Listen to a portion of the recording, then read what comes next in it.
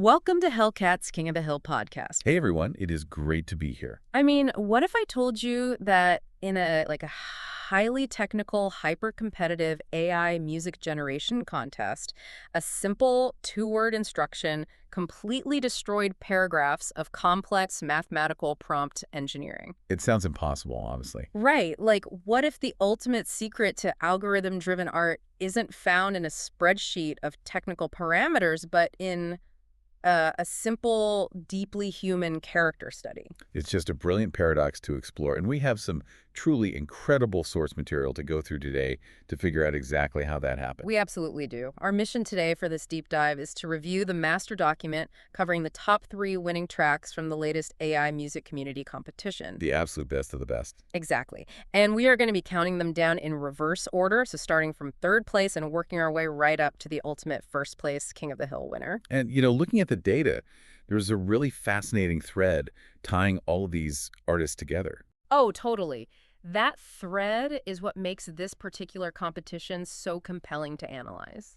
Yeah, the overarching theme we're looking at today is the architecture of world building versus character focus. World building versus character focus. Right. It is the core tension in how we are learning to direct artificial intelligence. And to make that theme a little more relatable before we hear about the tracks, I want you, the listener, to think about cinema for a second. Oh, that's a good comparison. Yeah, like think about the fundamental difference between a massive CGI-heavy blockbuster movie and a really intimate, character-driven indie film. Right, right.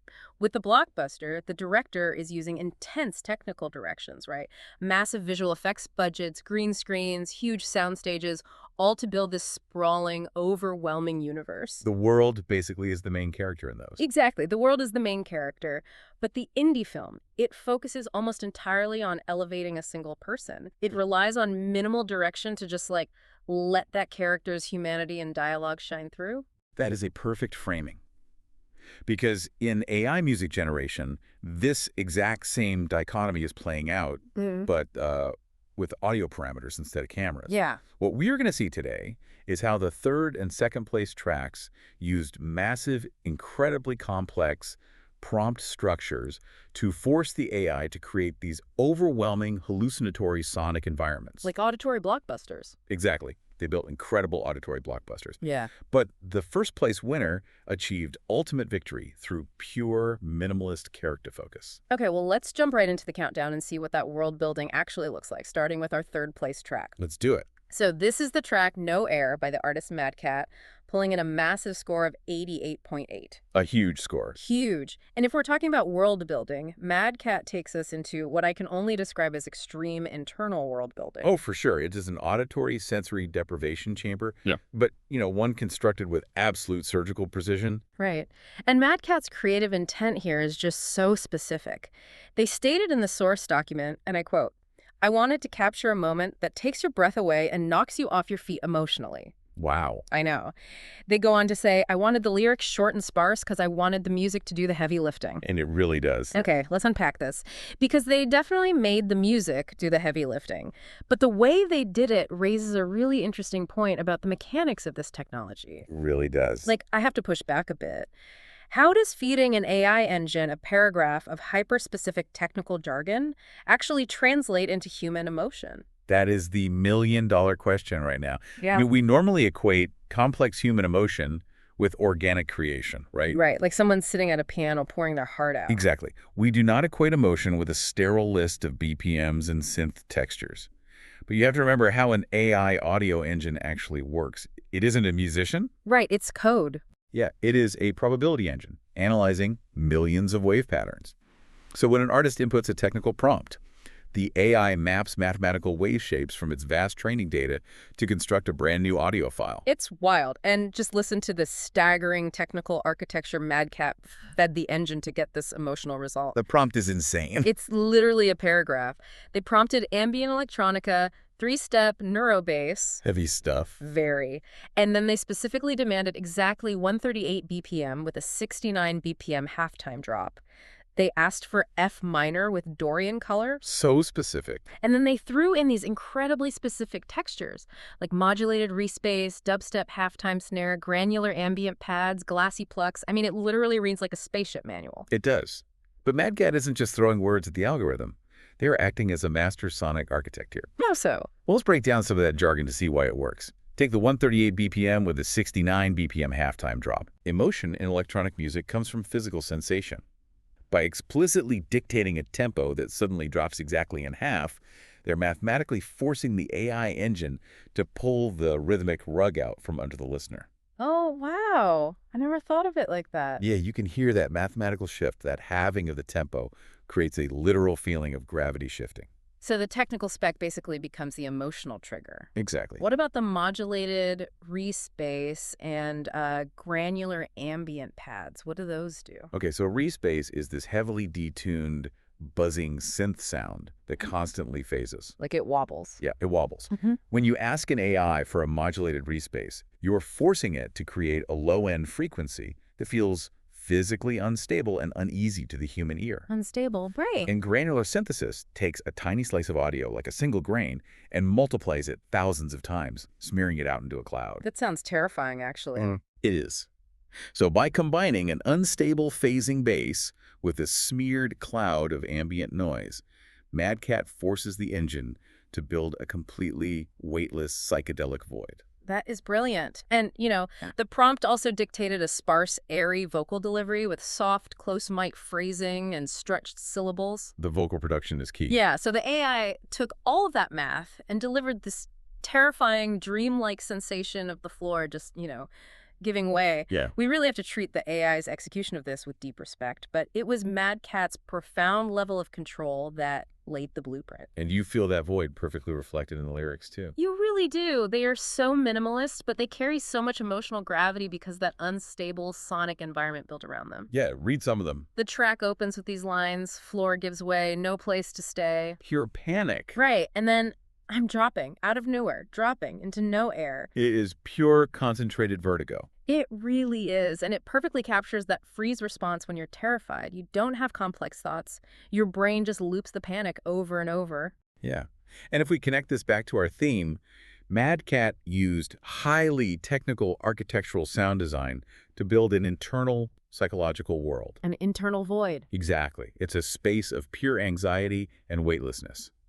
It is masterful world building, but it's directed entirely inward into the listener's own mind. Yeah, madcat's track traps us in the anxiety of our own minds, but fear isn't always internal, right? No, definitely not. Sometimes the threat is external, aggressive, and oppressive, which brings us to the sonic environment built in our second place track. Moving from the sensory deprivation of a falling nightmare to the total sensory overload of a physical threat. Exactly. This is the second place track, Iron Crown by IAmTheEvilTwin, which scored a massive 94.5. Such a heavy track. And first of all, I just have to share IAmTheEvilTwin's reaction to winning second place because it highlights the human behind the keyboard. Oh, I love this quote. When they found out, they stated, "It's too late at night to form coherent thought." A very relatable human reaction to a very intense technological victory. Right. But their prompts were incredibly coherent. If madcat was building a void, IAmTheEvilTwin was building a dystopian iron fortress. The world building here is so physical. It is. The prompts here are marvels of dark world building. Dark wave, horrorcore, drop-tuned metal guitars. Heavy, heavy stuff. They asked for saturated electric guitar, erratic percussion, and halftime breakdowns. And the vocal direction. Distorted baritone vocals with parallel choir harmonies. And this raises another fascinating question about translation, right? How an artist directs an AI to convey physical power. Right. IAmTheEvilTwin commanded the engine to create something that feels physically heavy. But how does an AI know what heavy sounds like? Especially with something like tape saturation. Like, tape saturation alone just sounds gritty, like the audio itself is struggling to survive the recording process. Exactly. But the AI isn't using tape, right? No, of course not. The AI isn't running audio through a vintage tape deck. In analog recording, pushing tape to saturation physically compresses and distorts the sound waves because the magnetic particles simply can't hold any more voltage. It hits a physical limit. Right, it creates a ceiling that the audio crushes against. When IAmTheEvilTwin typed tape saturation, the AI pulled from millions of data points of distorted analog recordings, identified the mathematical wave shapes of that grit, and applied that exact mathematical deformity to this new audio file. So they are basically weaponizing nostalgia for analog distortion to make the song feel oppressive, Precisely. Add in the horrorcore prompt. which is an intense genre. Very, which tells the AI to utilize dissonant, aggressive hip-hop and industrial drum patterns, along with drop-tuned metal guitars, and you are giving the algorithm the ingredients for overwhelming weight. It perfectly captures the concept of revolutionary dread. That's a great way to put it. They painted this vivid cinematic picture of a tyrannical ruler who is actively crushing a rebellion. You can practically see the ash and the fire in the audio. And the lyrics are menacing on a biblical scale to match that production. Oh, completely. Listen to this opening. I am the fist, the blade, the chain. Your whispered prayers drown in my rain. Chilling. It goes on. Boots on your throat, I carve my name. In the ash of your hope, I fuel my flame. The word choices there. Nay. Fist, blade, chain, boots. They're all heavy, blunt instruments. The lyrics perfectly mirror the blunt force of the distorted baritone vocal the AI generated. It leaves no room to breathe, and then it builds to this massive, horrifying call and response chorus that just demands compliance. Let's hear it. Kneel, bleed, burn, obey, over and over. It is terrifying. They architected a sonic monument to tyranny. It is blockbuster world building at its absolute most aggressive. Yeah, but here's where it gets really interesting. The twist. The twist. We have just seen 2 tracks, No Air and Iron Crown, use these massive paragraphs of intense, granular technical prompts. They threw the kitchen sink at the AI. Exactly. They specified BPM shifts, mathematical synth modulations like Reese basses, and complex mixing techniques like tape saturation, all to build these huge sonic worlds. Right. So as a listener, you are completely primed to assume that the first place track, the ultimate king of the hill, must have used the most complex, mathematically brilliant prompt of all, right?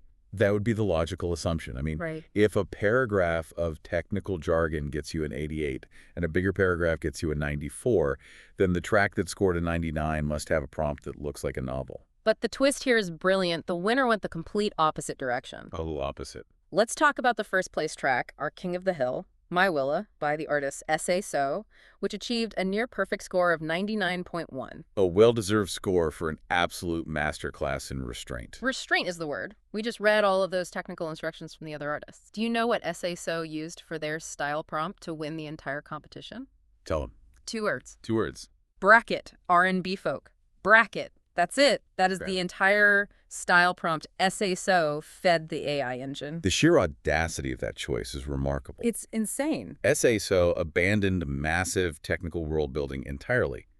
They traded the architecture of the void and the fortress for pure, vivid character elevation. But wait, I have to ask, how does a 2-word prompt defeat highly technical architectural sound design? It's a great question. Like, how does R&B folk beat modulated Reese bass with a 69 BPM halftime drop or horrorcore tape saturation? I understand less is more, but mechanically, how does the AI know what to do with just 2 words? Because of the philosophy behind the prompt. SASO understood something fundamental about how these AI models parse language. Which is? By stripping away all the heavy audio manipulation and the granular technical constraints, they didn't leave the AI confused. They gave the AI engine room to breathe. Oh, okay. More importantly, without a million technical rules to follow, the engine was forced to rely entirely on the narrative rhythm of the lyrics SASU provided. So instead of forcing the engine to build a complex artificial world around the character with sound design, The character became the world. wow. Yeah, the AI engine didn't need to synthesize a hallucinatory sonic environment because Willa's personality is so incredibly magnetic that she anchors the entire experience. That makes a lot of sense. The prompt, R&B folk, simply gives the AI a sonic palette. Acoustic instruments, a soulful vocal, a rhythmic swing, but it's the detailed storytelling in the lyrics that dictates the energy, the swelling of the music, and the attitude. That is so cool. And the community felt this gravity too. There is this great insight from a community member named Papa Oak who provided some context in the source document on who Willa actually is in the broader lore of their community. The lore behind this is great. It is. Papa Oak stated, Willa is a minor character who had a big impact on a lot of people. S.A.SO's song brought her from a side character into a fierce forefront. Yeah. He goes on, much more than a pretty face. I really love the character all the more after seeing what others can make of her. That quote is crucial because it highlights the collaborative, iterative nature of this AI art community. It's not just operating in a vacuum. Exactly. These aren't just isolated songs. SSO took a side character, someone existing on the margins of a larger shared narrative, and used an AI engine to give her center stage. Yeah. The prompt wasn't about making a cool sound. It was about honoring a character the community already cared about. And boy, does she take center stage. The lyrics in My Willa just bring this rowdy tavern to life. You don't need a technical prompt to tell the AI to make it sound like a bustling tavern. The words do the heavy lifting naturally. Let's hear some of those lyrics. It opens with, "In the old oak inn by the river bend, where the fire crackles and the good times spend." It sets the scene immediately. Red hair swinging like a flame in the wind, freckles dancing, green eyes pulling me in. It is incredibly visual. Within 4 lines, you immediately know exactly where you are, what the lighting is like, and who you are looking at.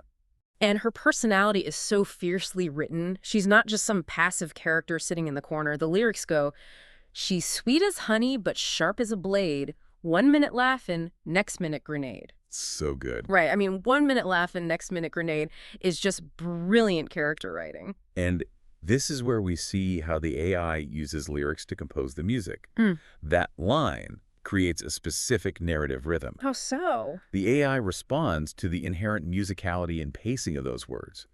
When the lyrics describe her jumping on the bar with a tankard in hand, the simple R&B folk prompt allows the AI to naturally swell the acoustic instruments and match that energetic folk tavern vibe. Oh, I see. If SO had bogged the prompt down with technical rules about BPM and synth pads, it might have restrained the AI from naturally following the chaotic joy of the lyrics. That totally explains why the chorus feels so organic. It is massive and catchy, but it feels earned. Oh, the chorus is huge. You can just imagine the whole tavern banging their wooden mugs on the tables, singing this at the top of their lungs. "Oh, Willa, Willa, fill up me glass. Willa, Willa, make the evening pass. Ain't nobody groove like Willa groove." It is a total celebration of this human element. It really is. It all comes back to our central theme, doesn't it? It does. My Willa proves a core truth about art that extends directly into the realm of artificial intelligence. Yeah. The complex world building of the second and third place tracks is awe-inspiring. They show the incredible technical ceiling of what AI can do when directed by visionary creators who understand the math behind the audio. Sure. But SSO showed that the emotional ceiling is still dictated by human storytelling. So what does this all mean? We've just traveled an incredible spectrum together It's a today. huge spectrum. We started in the terrifying technical void of madcat's no air, where mathematical prompts make a floor fall out from under you. Then we were crushed by the dystopian, tape-saturated nightmare of IAmTheEvilTwin's Iron Crown. Both of them used massive architectural prompts to build overwhelming external worlds. World building at its finest. But then we ended up in a warm, rowdy tavern with SSO's My Willa, where a simple 2-word prompt let a fierce, red-headed side character steal the entire show and win the crown. It is a remarkable journey. And it leaves us with something really important to consider as we watch these generative technologies evolve at such a rapid pace. What's that? Well, if a simple 2-word prompt focusing on a single character's humanity can defeat the most complex world-building technical instructions in an AI generation competition, Yeah. what does this mean for the future of the artist? Are we entering an era where the most successful creators are no longer the people who know the most about complex audio production or technical parameters, but simply the people who understand human psychology and storytelling the best? I think SSO just proved exactly that. Whether you are building a CGI blockbuster, a weightless sonic void, an iron fortress, or just an indie film about a girl in a tavern, the tools might change, but we are always just looking for a human connection. Thank you for listening to Hellcat's King of the Hill podcast. Make sure to check the description to hear the full tracks and join the server if you want to play in King of the Hill.